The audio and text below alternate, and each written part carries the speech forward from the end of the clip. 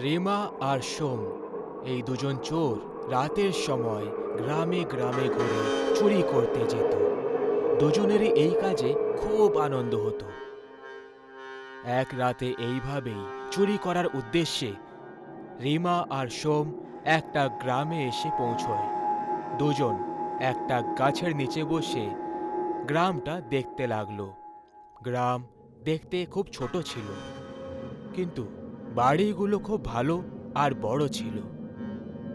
দেখতে পাচ্ছ রিমা, গ্রামের সবাই খুব ধনী ঘরের মনে হচ্ছে। এই গ্রামটা তো আমাদের এক রাতের মধ্যেই ধনী বানিয়ে দেবে। কিন্তু এই ধনী লোকগুলো খুব বেশি চালাক হয়। এদের ঘরে চুরি করা সহজ কাজ নয়। আরে তুমি সে নিয়ে চিন্তা করো না, আমার কাছে একটা উপায় আছে। এই গ্রামের ধনী লোকেরা খুব বেশি ভীতু হয়। আমরা এদেরকে নকল ডাইনি হয়ে ভয় দেখাবো আর তারপর লুটে নেব। এটা তো সত্যিই দারুণ আইডিয়া। এখন এদেরকে নকল ডাইনির থেকে কেউ বাঁচাতে পারবে না।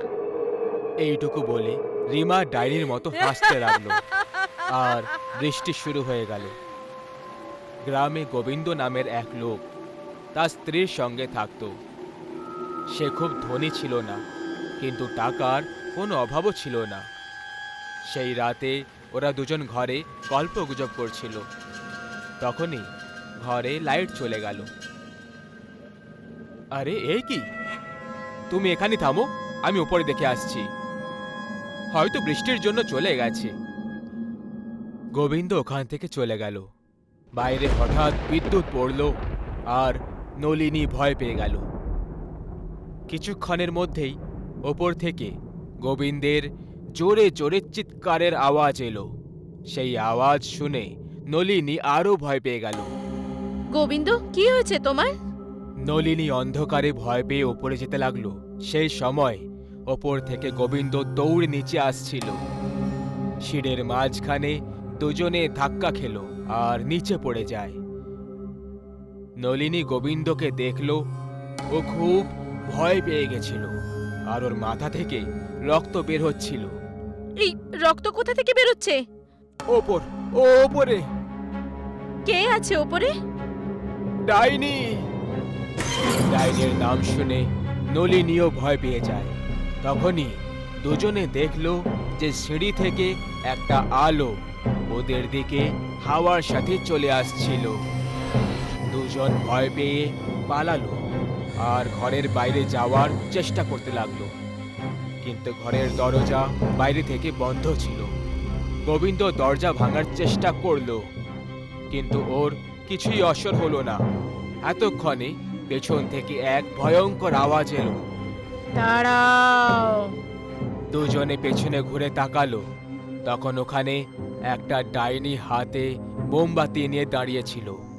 ওই মোমবাতির আলোয় তার ভয়ঙ্কর চেহারা খুব বেশি মারাত্মক লাগছিল। পালানোর কোনো দরকার নেই। আমি যেমনটা বলবো তেমনটা যদি তোমরা না করো, তাহলে আমি তোমাদের দুজনকে মেরে ফেলবো। তুমি যা বলবে আমরা তাই করব, কিন্তু আমাদের যেতে দাও প্লিজ। খুব ভালো কথা। এইটুকু বলে ডাইনি হাসতে লাগলো। তারপর ডাইনি নিজের একটা হাত জানালার দিকে বাড়ালো আর নিজের আঙুল নাড়াতে লাগলো। যখনই ডাইনি আঙুলটা নাড়ালো, একটা বড় ব্যাগ জানলা থেকে উড়ে ভেতরে চলে এলো আর ডাইনির সামনে মাটিতে পড়ে গেল। এটা দেখে গোবিন্দ আর নলিনী খুব বেশি ভয় পেয়ে যায়। তোমার সব টাকা আর সোনা এই ব্যাগে রেখে দাও। দুজন একে অপরের দিকে দেখে ভাবতে লাগলো। ততক্ষণে ডাইনি চিৎকার করে ওঠে। তাড়াতাড়ি করো, না হলে এই আগুনে তোমাদের দুজনকে পুড়িয়ে ফেলবো। গোবিন্দ গিয়ে ব্যাগ তুলল আর দৌড়ে দৌড়ে টাকা নিতে চলে গেল। ডাইনি ওখানেই দাঁড়িয়ে থেকে নলিনীকে দেখে যাচ্ছিল। নলিনী ডাইনি ওই ভয়ঙ্কর চেহারা দেখে ভয় পাচ্ছিল। হঠাৎ জানালা থেকে জোরে হাওয়া এলো আর ডাইনির শাড়ি উড়তে লাগলো। নলিনীর নজর ডাইনির পায়ের দিকে চলে যায়। ও দেখল যে ডাইনির শাড়ির ভেতরে জিন্স পরেছিল। নলিনীর ডাইনির ওপরে সন্দেহ হতে লাগলো। এই ডাইনি তো কোনো মেয়ে মনে হচ্ছে, যে চুরি করার উদ্দেশ্যে এখানে এসেছে। আমাকে এই কথাটা গোবিন্দকে বলতেই হবে। নলিনী লুকিয়ে নিজের চপ্পল খুলে দিল আর ওই মোমবাতির উপরে ছুঁড়ে মারল। এই কারণে মোমবাতি নিভে গেল আর ঘর অন্ধকার হয়ে গেল। অন্ধকার হওয়া মাত্রই নলিনী গোবিন্দের দিকে পালালো। গোবিন্দ, দাঁড়িয়ে যাও, ও একটা নকল ডাইনি। ডাইনিও ওর পেছনে দৌড়লো, কিন্তু অন্ধকারের জন্য ওর মাথা কোনো জিনিসের সঙ্গে ধাক্কা খেলো আর ও নিচে পড়ে গেল। আহ! ঘরে লাইট আবার চলে এলো। ডাইনির আওয়াজ শুনে গোবিন্দ আর নলিনী ওর কাছে এলো।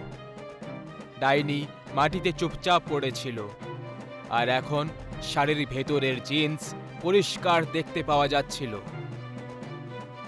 আরে, এতে একটা নকল ডাইনি। তাহলে ওই ব্যাগটা হাওয়ায় কি করে উড়ে গেছিল? ডাইনির আওয়াজ শুনে সোম ভেতরের দরজা খুলে ভেতরে এলো আর সোজা গিয়ে ডাইনির কাছে বসে পড়ল। রিমা, তুমি ঠিক আছো তো? কি হয়েছে তোমার? আচ্ছা, তার মানে তুমিও এর সাথে রয়েছো। আমি এক্ষুনি পুলিশকে ডেকে তোমাদের দুজনকে ভেতরে করাচ্ছি। যখন গোবিন্দ ফোনের দিকে এগোলো, বাইরে খুব জোরে বাজ পড়ল আর ডাইনি গোবিন্দের পা ধরে ফেলল। গোবিন্দ হঠাৎ করে অবাক হয়ে পড়ে। ডাইনির শরীর আস্তে আস্তে হাওয়ায় উড়তে লাগলো। এটা দেখে নলিনী আর গোবিন্দের সাথে সাথে সোমও ভয় পেয়ে গেল, কারণ ও জানতো যে শাড়ির ভেতরে তো রিমা ছিল। আরে, এসব কি হচ্ছে? এ তো একটা সাধারণ মেয়ে ছিল যে নকল ডাইনি হয়ে এসেছিল। রিমা! ডাইনি হাওয়ার উপর দাঁড়িয়ে পড়ল। কোনো রিমা নেই এখানে। ওই টাকার ব্যাগ আমায় দিয়ে দাও, নইলে আমি তোমাদের সবাইকে মেরে ফেলবো। গোবিন্দ ভয় পেয়ে বলল, আমি দেব না। নলিনী, এটা নিশ্চয়ই এদের কোনো নতুন ফন্দি। কি বললি? ডাইনি রাগের চোটে গোবিন্দকে হাওয়ায় চাকিয়ে নেয় আর দেওয়ালে ছুঁড়ে দেয়। ডাইনি ওই ব্যাগটা তুলে নিল আর বাইরে আকাশে উধাও হয়ে গেল। সোম দৌড়ে দৌড়ে বাইরে এলো আর ডাইনির দিকে দেখতে লাগলো। সোম নিজের চোখে বিশ্বাস করতে পারছিল না, কারণ ওর বন্ধু যে নকল ডাইনি সেজেছিল, ও এখন আসল ডাইনির রূপ নিয়ে মানুষদেরকে মারছিল।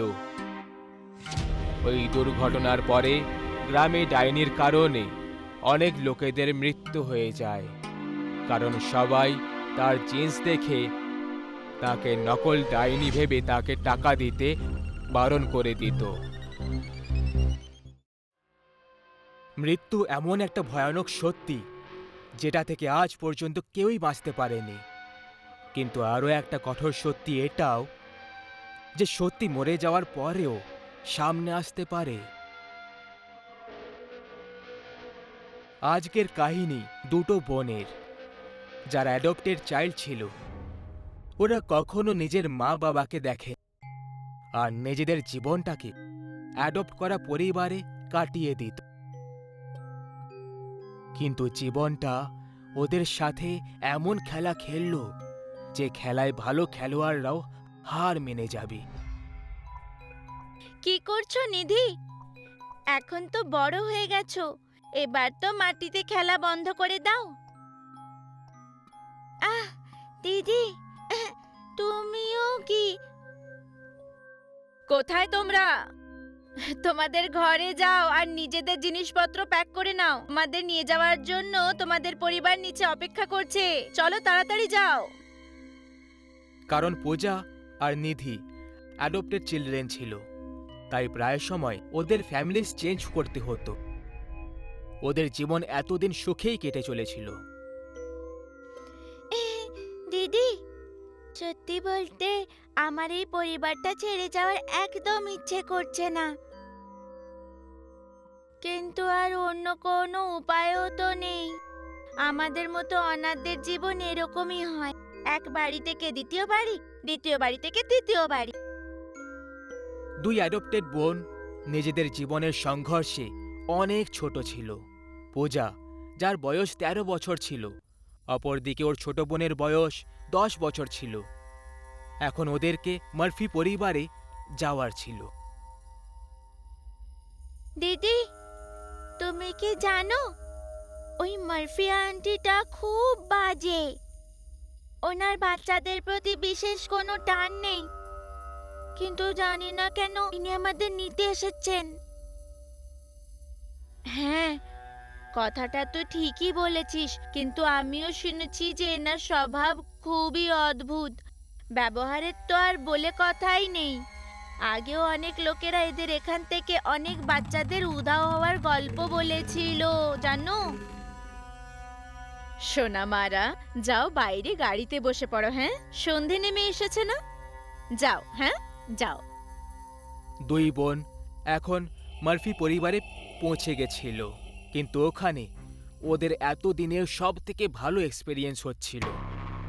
বাড়ি কোনো বড় প্রাসাদের থেকে কম ছিল না, আর আলোর দ্বারা আলোকিত ছিল এই বাড়ি।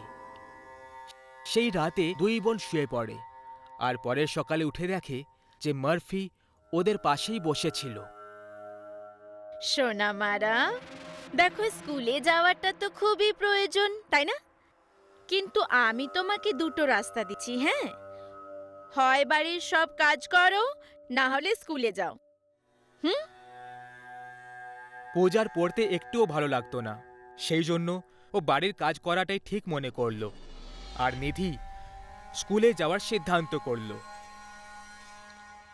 প্রায় ১ সপ্তাহ পর পূজা, ও পূজা, তাড়াতাড়ি ডাইনিং হলে পৌঁছে যাও, যাও।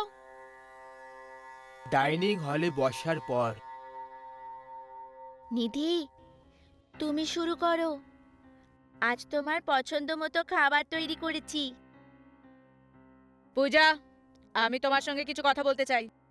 আমি জানি না যে তোমার আগের পরিবার কি ধরনের ছিল বা তাদের কি চিন্তাধারা ছিল, কিন্তু এই বাড়িতে আমরা সততাকে গুরুত্ব দিই, আর তুমি যাকে নিজের বোন বলো সেটা তোমার শুধু ভ্রম।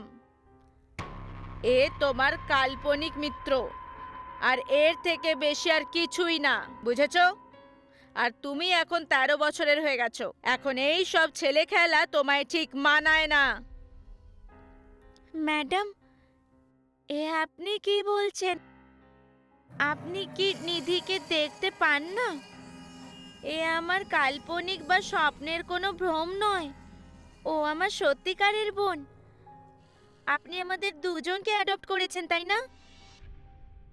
না না পূজা, আমি শুধু তোমাকে অ্যাডপ্ট করেছি। আমি আর অন্য কোনো মেয়েকে জানি না। আর নিধি বলে যাকে তুমি ডাকতে থাকো না, আসলে তার এই পৃথিবীতে কোনো অস্তিত্বই নেই। মার্ফির এই কথাগুলো শুনে পূজার খুব রাগ তো ধরছিল, কিন্তু ও নিজের মনের কথা বলে উঠতে পারেনি, আর মন খারাপ করে নিজের রুমে চলে গেল। পূজা নিজের মনে বিড়বিড় করতে লাগল। আমি আমি কি পাগল? তাহলে কি নিধি নামের মেয়ে আসল জীবনে কেউ নেই? এইসব কি তাহলে আমার ভ্রম? আমার কি এই পাগলামি আর ছেলে খেলার জন্যই পুরনো পরিবারগুলো আমাকে ছেড়ে দিয়েছে? পূজা নিজের মনেই প্রশ্ন করে চলেছিল, আর তখনই দরজায় একটা আওয়াজ শোনা গেল। দরজার কাছে নিধি দাঁড়িয়ে হেসে চলেছিল। নিধি, নিধি তুমি? আমার বোন, ওই মার্ফি আন্টি আছে না, উনি আমাকে পাগল প্রমাণ করতে চাইছেন। উনি বলছেন যে তোমার কোনো অস্তিত্বই নেই, অথচ তুমি এখানে দাঁড়িয়ে আছো।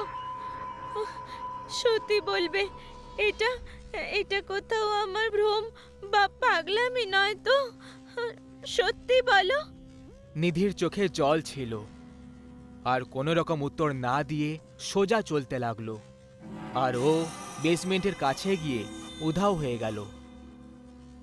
পূজা বেসমেন্টে পৌঁছে গেছিল। তখনই ও কোঁকড়ানো চুল আর চেহারায় অনেক ভাঁজ কাটা দাগ থাকা মহিলাকে দেখতে পায়, যাকে ঠিক করে দেখলে বুঝতে পারা যায় যে এটা তো মিস মার্ফি। পূজা দেখল যে মার্ফি আসলে কোনো মানুষ নয়, বরং একটা নরভক্ষিণী ডাইনি। তখনই ও প্লাস্টিকের থলি থেকে একটা মৃতদেহ বাইরে বার করে। ওপরে বাল্ব ঝুলছিল, যেটার আলোয় পূজা পরিষ্কার দেখতে পায় যে ওই মৃতদেহ আর অন্য কারোর নয়, বরং নিধির ছিল। পূজা ভেতর থেকে কেঁপে উঠল, আর এখন ও বুঝতে পারছিল না যে ও কি করবে।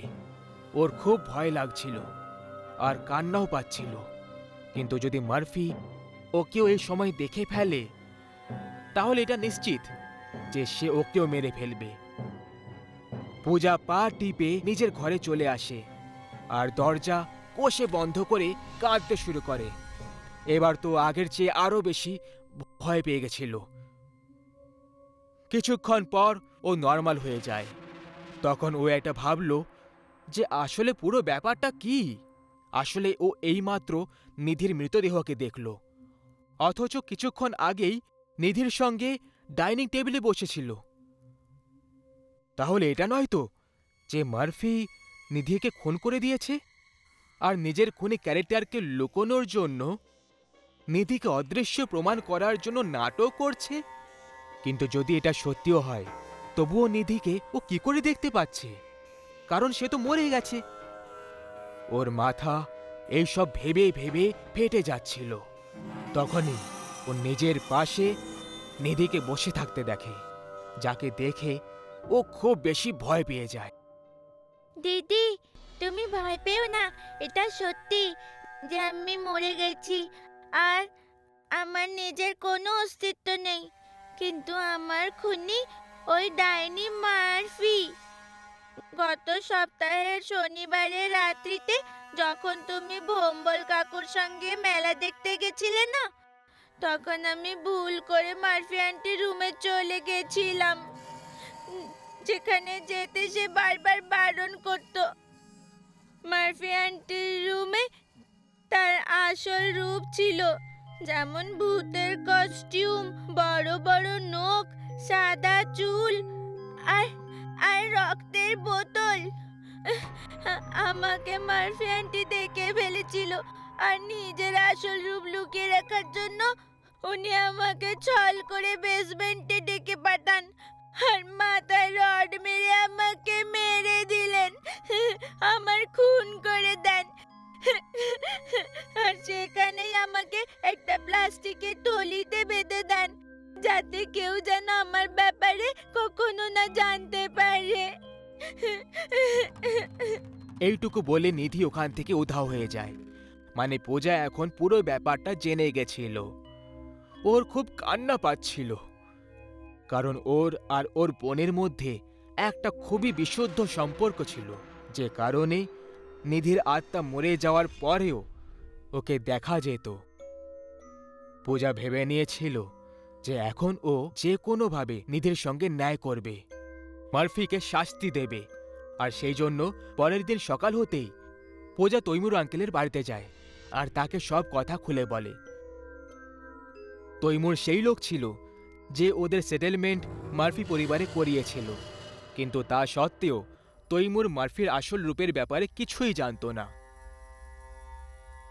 সন্ধেবেলায় পূজা তৈমুর আর পুলিশওয়ালাকে নিয়ে মার্ফি হাউসে পৌঁছয়। তাদেরকে বেসমেন্টে সেই মৃতদেহটা দেখানোর জন্য নিয়ে যেতে লাগলো। বেসমেন্টে পৌঁছানো মাত্রই তারা যেটা দেখল সেটা দেখে সবাই অবাক হয়ে পড়ল। সবাই দেখল মার্ফি ফাঁসের দড়িতে ঝুলছিল, আর এখন তার আসল ডাইনিওয়ালা রূপটাও পরিষ্কার দেখা যাচ্ছিল। ওই 200 বছরের বুড়িটাকে দেখা যাচ্ছিল। এখন তো মার্ফি মরে গেছিল। এখন এরপরে আর কী বা হতে পারত? কিন্তু পূজা দেখল মার্ফির ঝুলে থাকা মৃতদেহের পাশে নিধি দাঁড়িয়ে হাসছিল। পূজা বুঝতে পেরে যায় যে এই ডাইনির এত ভয়ঙ্কর মৃত্যু কি করে হয়েছে। এর খুন নিধি করেছে। সেটাই শেষবার ছিল যখন পূজা নিধিকে দেখেছিল। তারপরে নিধির দাহ সৎকার করা হলো। তারপর আর কখনো পূজা নিধিকে দেখতে পেল না। মার্ফির অন্ত যদিও খুব বেদনাদায়ক হলো, কিন্তু সে একটা নির্দোষের থেকে তার জীবন কেড়ে নিয়েছিল। দুটো বোনকে চিরকালের জন্য আলাদা করে দিল। আজ এই ঘটনাটা হয়ে অনেক দিন পেরিয়ে গেছে, কিন্তু পূজা আজও সেই সময়গুলো যখন মনে করে তখন ও কেঁপে ওঠে। বিশেষ করে সেই সময়টা যখন মরে যাওয়ার পরও নিধির আত্মা ওকে সত্যি বলে দেয় আর মার্ফির পর্দা ফাঁস করে দেয়। সেই জন্য বলা হয়, মৃত্যু শুধু শরীরের হয়, আত্মা আর ভাবনা দুটো অমর থাকে। যদি সম্পর্ক আর ভালোবাসা পবিত্র হয়, তাহলে মৃত্যুর পরেও আপনার কাছের মানুষ আপনাকে রক্ষা করবে আর আপনার সাথে থাকবে। যদিও মার্ফি নিজের আসল লোভ লুকোনোর জন্য নিধিকে খুন করে দিয়েছিল, কিন্তু নিধির মৃত্যুর পরেও আসল সত্যিটা সামনে এসেই গেল। এই কাহিনীটা প্রায় 20 বছর আগেকার, যখন গ্রামেগঞ্জে প্রায় সময় সবাই বাইরে বা ছাদেই ঘুমোতো। সেই সময় এত আধুনিকতা ছিল না। 6 বছরের শুভম তার দাদুর সঙ্গে ঘরের বারান্দায় ঘুমোচ্ছিল। তখনই ও কিছু একটা আওয়াজ শুনতে পেল। ও ঘুম থেকে জেগে গেল। ও নিজের থেকে প্রায় 20 মিটার দূরত্বে একটা সাদা শাড়ি পরে মহিলাকে দাঁড়িয়ে থাকতে দেখল। ওই মহিলার চুল মাথা থেকে পা অবধি ছিল, যে কারণে তার চেহারা ঠিক করে দেখা যাচ্ছিল না। তার ওপর পুরো পরিবেশে ঘন কুয়াশা ছেয়ে গেছিল। শুভম কিছুক্ষণ অবধি ওই মহিলার দিকে একভাবে তাকিয়ে দেখল, কিন্তু তারপর ওই মহিলা শুভমকে নিজের কাছে আসার ইশারা করতে লাগলো। শুভমও আস্তে আস্তে তার দিকে এগিয়ে গেল। আর তখনই ওই মহিলা শুভমের চেহারায় স্পর্শ করে আর তারপর ওকে নিয়ে কোনো একটা জায়গায় নিয়ে চলে গেল আর উধাও হয়ে গেল। পরের সকালে দাদু নিজের কাছে শুভমকে দেখতে পেল না। তখন ওকে পুরো বাড়িতে খুঁজতে লাগলো। শুভম, খোকা শুভম, শুভম। দাদু বাড়ির লোকেদের কাছেও শুভমের ব্যাপারে জিজ্ঞেস করে, কিন্তু বাড়ির লোকেরা তো উল্টে দাদুকেই প্রশ্ন জিজ্ঞেস করতে লাগলো। আরে ও সুমন বাবু, তুমি কোথাও শুভমকে দেখেছো? আরে তুমিও যে কি করো এখন বাবা? তোমার সাথীও প্রত্যেকদিন রাতে ঘুমোয়, আর তুমি আমাদেরকে প্রশ্ন জিজ্ঞেস করছো? কি জানি শুভম কোথায় চলে গেল, এখন কোথায় খুঁজবো ওকে? দাদু কিছুক্ষণ শুভমের ব্যাপারে ভাবলো, কিন্তু তখনই সে হঠাৎ করে দৌড়ে বারান্দায় চলে যায়, যেখানে সে শুভমের জুতো সব সময় পরে থাকতে দেখত। এটা দেখা মাত্রই দাদু চিৎকার করে ওঠে, হে রাম, আমাদের বাচ্চাকে ওই ডাইনি তুলে নিয়ে চলে গেছে। আমি আগেই মানা করেছিলাম ছোট বাচ্চাদের বারান্দায় শোবার জন্য পাঠাবে না, কিন্তু এই বুড়ো লোকটার কথায় কে কান দেয়? তখনই ওখানে সুমন দৌড়ে দৌড়ে চলে আসে। আরে কি হয়েছে বাবা, কেন এত চিৎকার করছো? শুভম উধাও হয়নি, আসলে ওই বন্ধা ডাইনি আমাদের শুভমকে নিজের সঙ্গে নিয়ে চলে গেছে। আরে কি বাবা, বুড়ো বয়সে পাগল হয়ে গেলে নাকি? যা তা তখন থেকে বলে চলেছ। আরে তোমরা সবাই বোকা ছেলে আর বোকাই থাকবে। তোমরা সবাই এটা কেন বুঝতে পারো না যে ওই বন্ধা ডাইনি আবার এই গ্রামে ফিরে এসেছে, নিজের পুরনো প্রতিশোধ পুরো করার জন্য আবার এসে গেছে। ঘরের সবাই খুব চিন্তায় ছিল আর দৌড়ে দৌড়ে বাইরের দিকে চলে আসে। ওরা সবাই মিলে শুভমকে পুরো গ্রামে খুঁজতে লাগলো, কিন্তু তারা ওকে কোথাও খুঁজে পেল না। আরে আমার কথা কেউ শুনছে না কেন? তোমরা সবাই এটা কেন বুঝতে পারো না যে শুভম গ্রামে হারায়নি, বরং ওকে ওই কালমুখী ডাইনি নিজের সুরঙ্গে লুকিয়ে রেখেছে হবে? তোমাদের সবাইকে ওখানে যাওয়া উচিত। আরে শুনুন আপনারা, আমার মনে হয় বাবা একদম ঠিক বলছেন।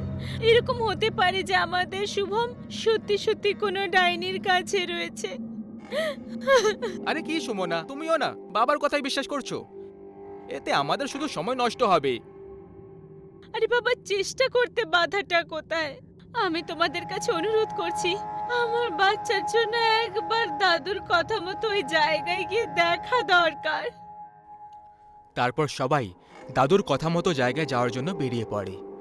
ওদের পৌঁছতে পৌঁছতে সন্ধে হয়ে গেছিল, আর সব শেষে ওরা সবাই একটা সুড়ঙ্গের কাছে গিয়ে থেমে যায়। গ্রামের আরও কয়েকজন লোক ওদের সঙ্গে ছিল।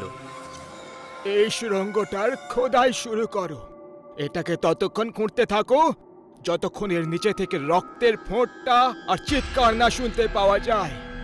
বাবা, আমার সত্যি মনে হয় যে তুমি বুড়ো বয়সে এসে পাগল হয়ে গেছো। তুমি কেন বুঝতে পারছো না যে এই সব করে কিছু লাভ হবে না? এর থেকে ভালো হবে যদি আমরা নিজেদের বাচ্চাকে খুঁজি। সুমন, চুপচাপ এদেরকে নিজের কাজ করতে দাও। মাঝখানে দখল দিতে এলে তাহলে যা হবে তার দায় কিন্তু তুমি হবে। দাদুর থেকে বকা খাওয়ার পর কিছুক্ষণের জন্য সুমন শান্ত হয়ে তামাশা দেখতে লাগলো। তান্ত্রিক ঠিক ওর পাশে দাঁড়িয়ে ক্রমাগত তন্ত্রমন্ত্র পড়ে চলেছিল। আস্তে আস্তে এবার সূর্য ডুবে যাচ্ছিল। সুমনের রাগ আর পরিস্থিতি খারাপ হওয়া দুটোই সময়ের সাথে বেড়েই চলেছিল। সুমন হঠাৎ করে বিরক্ত হয়ে বলে উঠল, এবার যদি আপনার এই বাজে চর্চায় যুক্ত হতে চাও তাহলে ঠিক আছে, আমি একাই নিজের বাচ্চাকে খোঁজার জন্য বেরোচ্ছি। এই বলে সুমন ওখান থেকে বেরোচ্ছিল, আর তখনই ওর পা মাটির সঙ্গে চিপকে গেল, যে কারণে ও আগে এগোতেই পারছিল না। ঠিক সেই সময় খোদাই করার সময় মাটির নিচে থেকে একটা বাচ্চার চিৎকার শুনতে পাওয়া গেল, আর রক্তের লাল লাল চিহ্ন মাটিতে দেখতে পাওয়া গেল। ভালো করে শোনো এই আওয়াজটা। তান্ত্রিক, তুমি তোমার প্রক্রিয়াটাকে তাড়াতাড়ি করে দাও।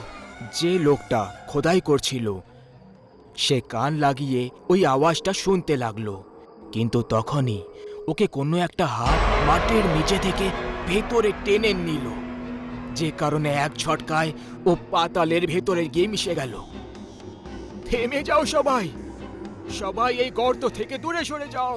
তান্ত্রিক এবার গঙ্গা জলের ফোঁটা ওই খোদাই করা স্থানে ছড়িয়ে দিল, যাতে ওই জায়গাটার শুদ্ধিকরণ করা যায়।